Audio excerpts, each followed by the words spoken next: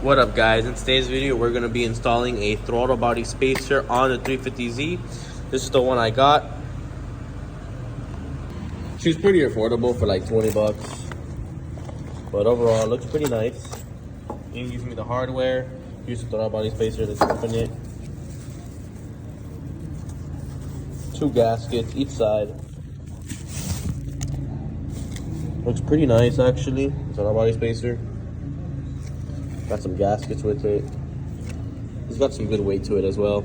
So I'm gonna throw this on the Z and see how she sounds and starts. As you guys see, no throttle body spacer. Here's the throttle body spacer. It's gonna go right there, as you see. So it's pretty easy. All you gotta do is take off the intake, disconnect the sensor, take off the strut bar, and that's pretty much it. So I'm gonna get into installing this. All right, guys. So once you have everything taken out, you want to use a star bullshit, this right here with the hole.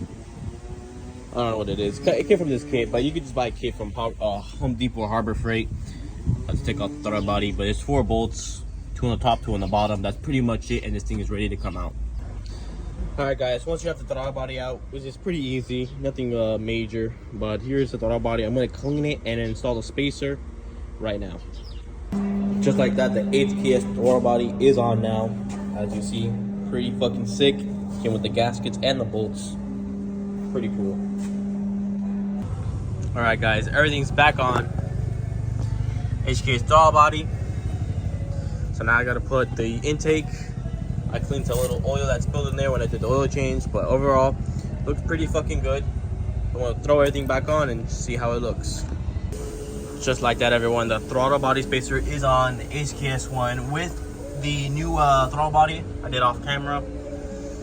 But overall looks pretty good. Fitment was a little bit tough, I'm not gonna lie. It does extend it quite a bit, as you can see.